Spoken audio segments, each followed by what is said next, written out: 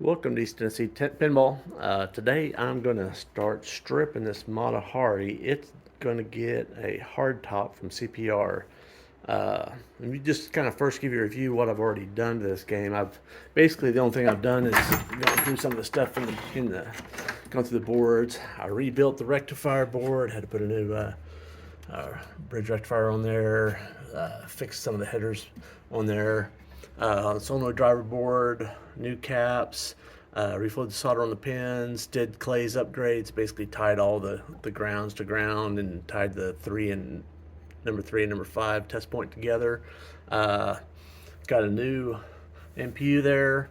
The lamp board is actually working. I don't know if every single one's working, but the lamps are working on the game now. But this board is going to get replaced by a new one also because I'm going to put LEDs. In case you don't know, the old Bally's, the classic Bally's, they don't work well with LEDs. At least the controlled lights don't. So board's going to get replaced with a new one. So basically, most of this in the back is done. I haven't gone through the displays yet. The header pins are have bad solder joints to them. But today what I'm going to focus on is basically stripping down this playfield. It is really pretty disgusting, frankly. Yeah, it's been a little bit of a mouse house. Yeah, that's pretty ugly. That's what we're starting with.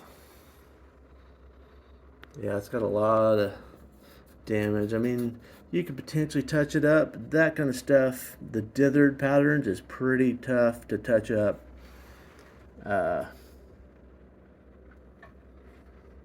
It'd be okay if it was touched up, but once you put a new CPR plate hardtop on here, it is going to be absolutely beautiful.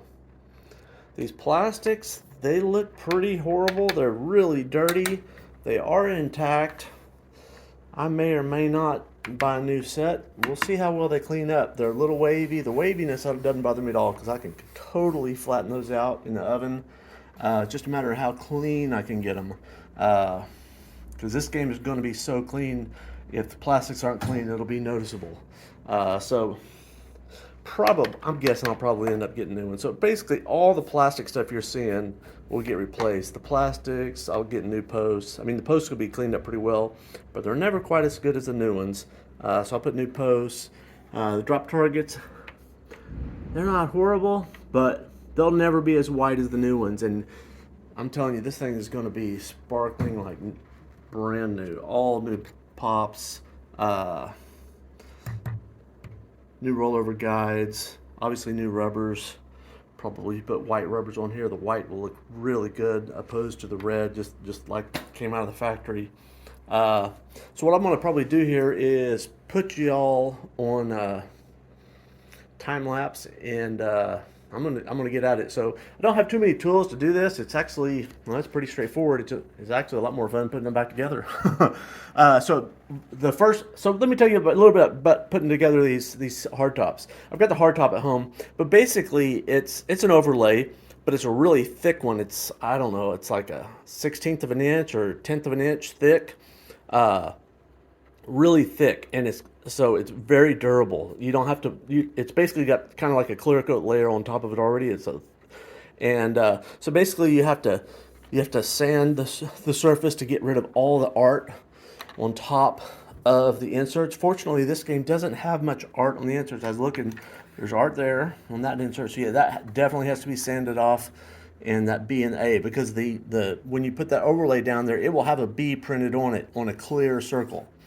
And these inserts have to be very clean and shiny. So you basically sand the whole thing down, and you either have to polish it up to 2000 grit or spray clear coat on it. I'm going to spray clear coat on it.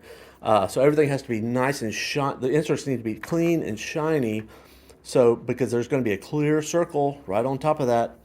So whatever that looks like before you put down the overlay, that's what it's going to look like after, with the exception of like that one, the win lit will be printed on the overlay. So that win lit has to be sanded off, has to be nice and red and shiny, and then the overlay will have the white win lit on there. So everything's got to come off this thing because basically you're laying down this huge overlay that goes on top of the whole thing.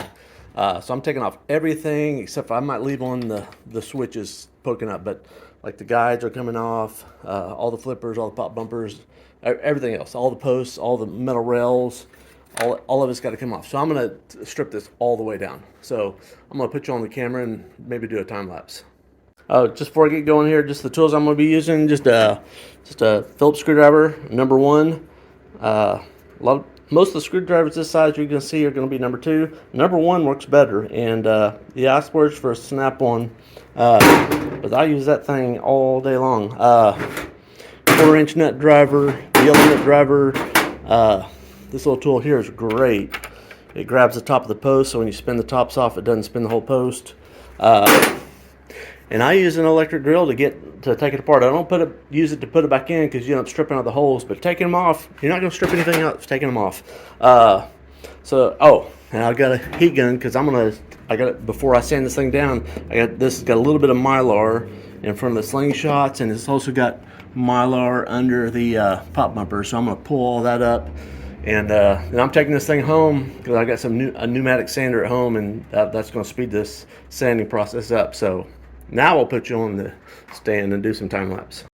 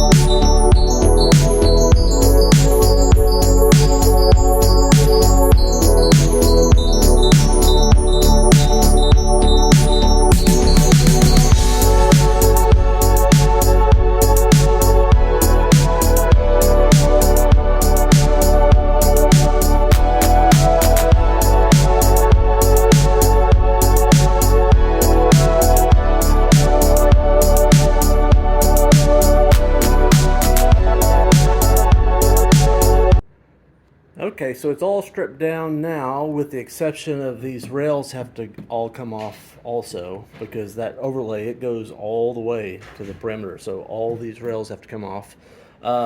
You see how nasty this thing is, the detritus everywhere.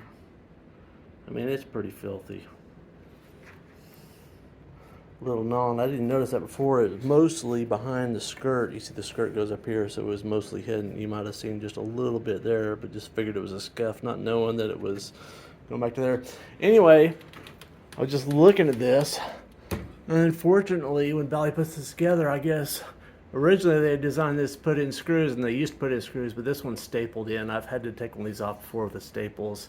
It's a pain digging these staples out because some of them are like that one will be easy to get out, but some of them are kind of sunk in there pretty good, like that one there. That one will be fun to dig out, but all those staples have to come out so you get those rails out. And this, this side's got a double rail. So anyway, I'm not going to film that, but because that's going to be nice and frustrating. But I'm going to dig all those out, and then we'll see where we're at. Okay, so I got the rails off here. Again, you can see just how nasty everything is. The last thing I'm gonna do before I take this thing home, well, I'll take the bulbs out, but I need to take off the mylar here. There's I guess 6 sheets. There's in front of the pop bump, or in front of the slingshots, and then each of the pop bumpers has a little piece around it, so those all have to come off. So I'll hand the phone off to Jane, and she's gonna film it here, and I'm gonna try to do this without lighting my fingers on fire. And I can go ahead and be pretty aggressive because I'm not too worried about the paint because it's all gonna get sanded off anyway.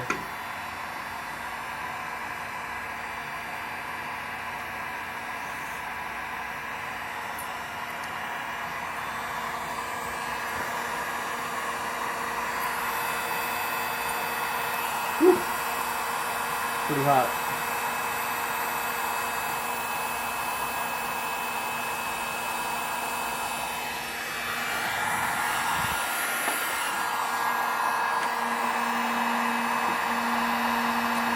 It's coming off better than the other one. Because I don't care. Got that too hot. Started bubbling up.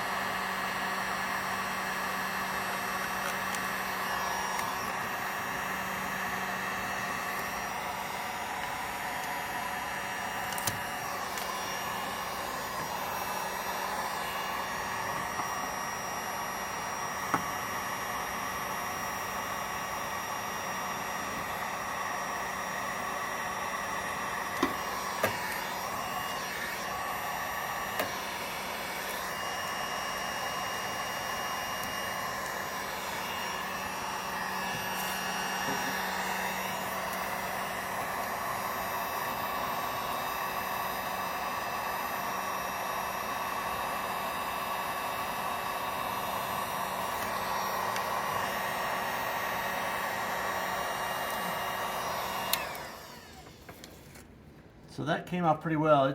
There's a very sticky residue, but that will all get sanded off, so I'm not worried about it. But you can definitely see the difference in the color behind it.